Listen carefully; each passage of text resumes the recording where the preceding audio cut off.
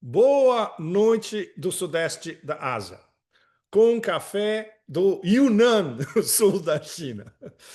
Bom, essa é a minha última semana na Ásia, no Sudeste da Ásia e aqui no estúdio das Rotas da Seda, que a partir de agora é o meu interconector nas viagens entre a Rússia e a China. Aí, entre Rússia e China, eu paro aqui na ida e na volta. Então, a gente está no ponto onde o ressentimento e a demência imperial solta contra elos do sul global, em guerra híbrida, em alguns casos, prenúncio de guerra quente, inclui também presentes caídos do céu, literalmente caindo no colo do império, como a Síria, e inclui tentativas de sedução. O que nos leva a um outro encontro extremamente interessante nos últimos dias na Casa Branca, que foi o jantar do presidente Trump com os 5 líderes dos stands da Ásia Central: Cazaquistão, Uzbequistão, Turcomenistão, Tajiquistão e Quirguistão. E onde, claro, eles, como alguns deles velhas raposas e alguns novas raposas, mas que aprenderam muito rápido, jogaram o jogo à perfeição. Alisaram a cabeça, as costas, os ombros do rei da selva, lhe entregaram vários presentes virtuais que são promessas de investimentos extraordinários na economia americana, ou que os americanos podem investir nos países deles em termos de recuperar recursos naturais, incluindo terras raras. Então foi dos dois lados, todo mundo feliz, feliz da vida. Um, a eventual caída pelo presidente do Cazaquistão, Tokayev, dizendo que Trump agora pode ser visto como o presidente do mundo. Aí o que aconteceu 2 dias depois? Então, isso foi o carnaval todo. O presidente dos Estados Unidos dizendo que importantíssimo, Ásia Central, esses caras são super duros, ele tem uma obsessão com homens duros, né? Tough guys. Ele é um grande admirador de tough guys. Como, aliás, qualquer líder mafioso. Então, o Al-Qaeda da Síria é um tough guy, é um durão admirado. Os presidentes, os líderes da Ásia Central são durões, portanto, todos admirados. O que acontece logo na sequência? Tokayev, presidente do Cazaquistão, onde ele estava na terça-feira e na quarta-feira dessa semana com Vladimir Putin em Moscou. E o que eles anunciaram? Uma parceria estratégica Rússia-Cazaquistão. Ou seja, não estamos no terreno das narrativas. Isso é a vida real. Isso é geopolítica na prática. Cazaquistão é um país extremamente importante geoestrategicamente e geoeconomicamente, por causa dos seus recursos naturais e evidentemente como um dos grandes produtores de petróleo do mundo, e todo mundo importante está lá explorando petróleo no Cazaquistão ou recebendo petróleo do Cazaquistão, incluindo os americanos, Chevron, ExxonMobil, etc. Bom, eles são eles são parceiros dos BRICS, assim como o Uzbequistão. São os dois da Ásia Central parceiros, super importantes. Mais cedo ou mais tarde podem terminar como membros plenos. Eles são membros plenos da Organização de Cooperação de Xangai. A Organização de Cooperação de Xangai é Rússia, China, Índia, Paquistão, Irã e a Ásia Central, super importante. Eles são membros da União Econômica Euroasiática, ou seja, facilitando o comércio, especialmente com a Rússia. A Rússia é o principal membro da União Econômica Euroasiática, o segundo mais importante é o Cazaquistão. Eles são membros da comunidade de segurança da Eurásia que une a Rússia também. Eles são membro das novas rotas da seda, do Belt and Road Initiative. Ou seja, a ligação deles com a China é extremamente próxima. o nexo mais importante das novas rotas da seda na Eurásia no momento é o porto de Corgos, no Cazaquistão, na fronteira com a China. Eu visitei Corgos antes do Covid. Eu visitei Corgos antes do Covid. E é impressionante. Isso já há alguns anos era três diferentes fronteiras, uma para os trens, uma para caminhões, uma para, digamos, pedestres ou caminhonetas ou pequenos veículos, etc. Então, autoestrada, ferrovia, tudo. E todos os trens que saem da China, todos, e que vão pegar os corredores da Rota da Seda e atravessar a Eurásia, em vários deles indo para a Europa, podem ir, por exemplo, para Roterdã ou para Hamburgo ou para Madrid, por exemplo, eles têm que passar por Corgos. Eles passam por Urumqi, a última grande cidade na China. Eles chegam a Lashankou, no Xinjiang, perto da fronteira, chegam a Corgos, atravessam, é super rápido, eles organizaram um sistema super rápido de doana e eles partem para a Ásia Central e para o Oeste. Então, evidentemente, o Cazaquistão não vai comprar uma briga barata, seja com a Rússia, seja com a China, por causa de promessas miríficas do rei da selva na Casa Branca. Então, não é por aí. A realidade é completamente diferente. Então, isso mostra o contraste absoluto entre a explosão de narrativas vindo do Império do Caos, literalmente 24/7, o tempo todo, e líderes no sul global que são obrigados a coordenar a resposta ou o apaziguamento do rei da selva com as políticas que realmente lhes interessam. É, isso que aconteceu entre a Casa Branca e Tokayev e Putin em Moscou é perfeito como ilustração. O caso sírio é muito mais perigoso, porque é o Império do Caos avançando seus tentáculos no oeste da Ásia e a partição da Síria, que é um processo ainda mais complicado, porque envolve os Estados Unidos, a Turquia, Israel e a Rússia. No caso de ataques, no caso da guerra híbrida podendo se tornar guerra quente por parte do Império contra nós específicos espalhados pelo sul global, aí é que a coisa complica cada vez mais. Ou seja, o dossiê Venezuela, no momento, está em suspenso. Ninguém sabe o que pode acontecer. Ninguém sabe o que vai acontecer na Venezuela, mas todos sabem o que pode acontecer na Venezuela e todas as opções, como nós já conversamos aqui, são as mais horrendas possíveis. E todas parte do sistema de funcionamento do império. Por exemplo, mandar Navy SEALs para tentar capturar ou matar um presidente, mas já fizeram isso várias vezes. Fazer um choque-nó como em Bagdá em 2003, e em vez de Bagdá vai ser Caracas, já fizeram isso também. No Irã é muito mais complicado ainda. Os iranianos estão preparados para qualquer tipo de uma reedição da Guerra dos 12 Dias por Israel ou por Israel e Estados Unidos unidos. Ou seja qual for a decisão dos americanos, eles têm que se preparar para tomar uma cacetada no Irã, porque dessa vez o Irã não vai reter nada. Bom, no resto da América Latina, continuam ameaças esporádicas contra a Colômbia e México.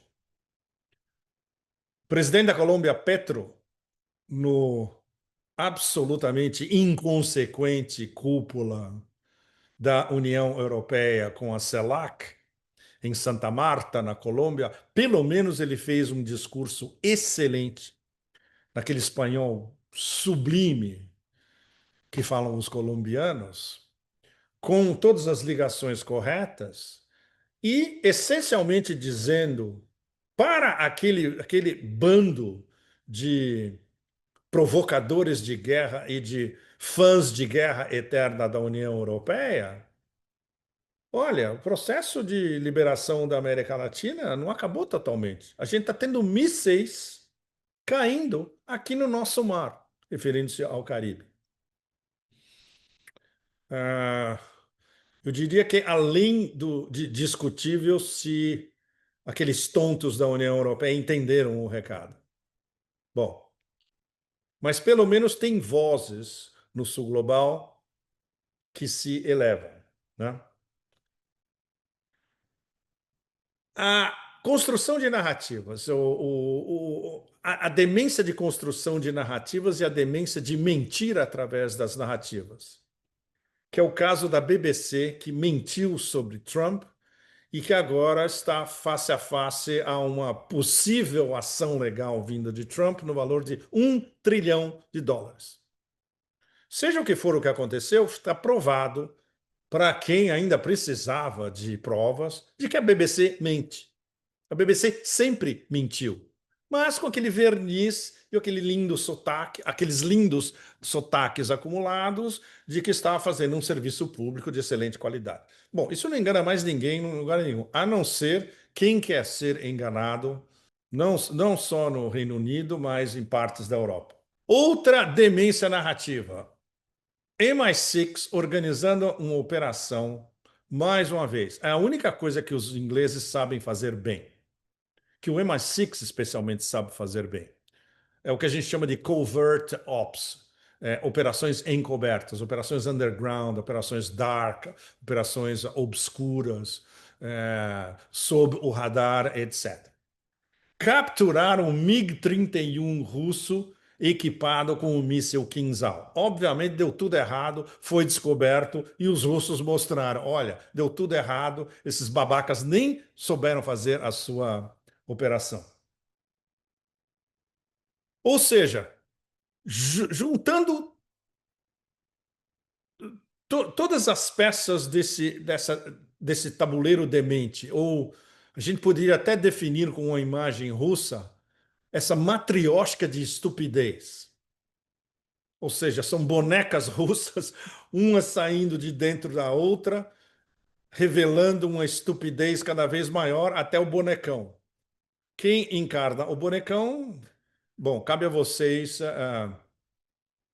Vocês têm todo o direito de definir quem é o bonecão dessa matriosca da demência, da estupidez absoluta. A gente vê o choque de narrativas fakes e construídas em relação à realidade. A gente vê uma narrativa desenvolvida pelo Império por mais de 2 décadas, desabando. Basta um encontro para desabar com toda a narrativa e toda a retórica desde o início do milênio. Vai mudar alguma coisa do modus operandi do Império? Não, de maneira nenhuma, porque as elites continuam as mesmas. As elites invisíveis do império continuam as mesmas. Os caras que run the show, os caras que controlam o show, a performance, as narrativas continuam os mesmos. E o seu emissário, no momento, o rei da selva ou o rei do circo, está cumprindo pelo menos uma parte da agenda que lhe foi fornecida. O principal é que o X da questão da agenda, que é a relação do império com a parceria estratégica e os competidores no mesmo nível, Rússia e China, não está funcionando. Ou seja, isso nos leva a cada vez mais a, a apreciar essa paciência taoísta fora dos limites do ministro das Relações Exteriores, Sergei Lavrov, onde ele é obrigado praticamente a cada entrevista de dizer: bom, nós mandamos para os americanos Tudo que tinha sido conversado no Alasca, tudo que tinha sido estabelecido, etc. e tal, que a gente quer continuar a partir desses parâmetros, etc. e tal, a gente não sabe se eles receberam ou mesmo se eles leram. Que não dá a impressão que nada. Exatamente.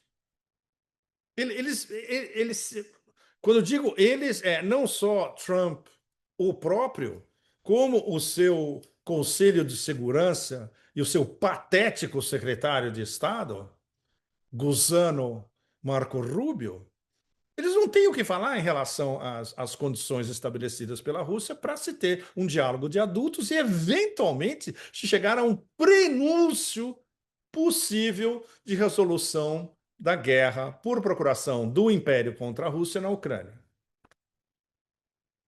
Nada. E no caso da China, ainda mais extraordinário, porque a guerra tecnológica, tarifária e comercial que os Estados Unidos estavam tentando impingir à China virou de ponta cabeça e os chineses, basicamente, à la chinesa e à la Sun Tzu, desestabilizando o adversário a partir dos seus próprios movimentos, estão dando recado após recado de que, e daí? Não nos interessa. A gente tá na nossa, estamos fazendo o nosso projeto de desenvolvimento nacional. O grande anúncio dos últimos dias vem da Huawei. Como a Huawei está elaborando um sistema seu completamente diferente de litografia, capazes de produzir chips de 3 nanômetros, e já está em testes. Os testes começaram agora, algumas semanas atrás, no centro de pesquisas da Huawei em Dongguan, em Guangdong, no sul da China. E há a possibilidade disso começar a ser produzido em escala a partir do ano que vem, 2026. Se isso se concretiza, a China vira de ponta cabeças o mercado mundial de semicondutores. Não que ela tenha um interesse mundial, o interesse da China é doméstico. O interesse da China é produzir chips de altíssima geração capazes de impulsionar o seu desenvolvimento em inteligência artificial localmente, sem precisar importar nada, especialmente da ASML holandesa, ou importar chips da NVIDIA, que está desesperada, que quer que pelo menos alguns dos seus chips de primeira, não tão de primeira linha sejam vendidos para a China. Eles estão fazendo um lobby em cima de Trump gigantesco. Jensen Huang está desesperado pedindo para Trump: deixa eu vender pelo menos esses chips Blackwell para os chineses, senão a gente vai perder o mercado chinês de vez. Ok, breaking news. A NVIDIA praticamente já está perdendo, está a ponto de perder o mercado chinês definitivamente. Se não, quando, né? A partir desse ano para o ano que vem, essa nova ofensiva da Huawei em chips de 3 nanômetros consolidada, bye bye NVIDIA. Ninguém precisa mais de NVIDIA na China. E eles estão jogando tudo nisso. Houve uma diretriz nesses últimos dias excepcional. Qualquer banco de dados afiliado ao Estado na China, a partir de agora está proibido de usar chips estrangeiros. Ou seja, isso tem vários níveis de leitura. É um incentivo para os fabricantes de chips na China elevarem o seu jogo ao máximo, com pesquisa. No caso da Huawei, Research and Development, pesquisa e desenvolvimento. Eles são um dos maiores investidores no mundo de pesquisa e desenvolvimento. Por isso que eles têm esses breakthroughs extraordinários, essas invenções que vêm sendo cultivadas, que, claro, evidentemente, nos laboratórios de altíssima categoria da Huawei. Então, eles querem criar um ecossistema de chips de última geração de inteligência artificial totalmente chinês, sem depender de estrangeiros. Claro, autossuficiência, que é, mais uma vez, outro sinônimo do tema-chave soberania, que é fundamental para a China, para a Rússia e para alguns outros atores do sul global. Não vamos dar nomes. Vocês vão saber perfeitamente quem. Bom, então esse é, digamos, um fechamento relativamente auspicioso dessa nossa última conversa da Ásia no momento. Essa temporada entre a China, entre Vladivostok, a China, e aqui na Tailândia, organizando o tsunami de informações que das últimas semanas foi absolutamente extraordinária. E é fundamental como um lugar especial para refletir, silêncio. Eu estou no alto de uma torre com uma vista absolutamente absurda, com silêncio total. A única coisa que se ouve é quando tem uma tempestade, você ouve uns murmúrios de fora e a chuva batendo no vidro. That's it. Próxima etapa, Rússia, onde tem muitas perguntas e eu espero respostas a receber. Muito obrigado a vocês todos. Lembre-se, a luta continua sempre e a luta vai ser cada vez mais ferrenha. Inscrevam-se no canal. Muito obrigado a vocês todos. Saudações budistas do Sudeste da Ásia e até a semana que vem. Tchau, tchau.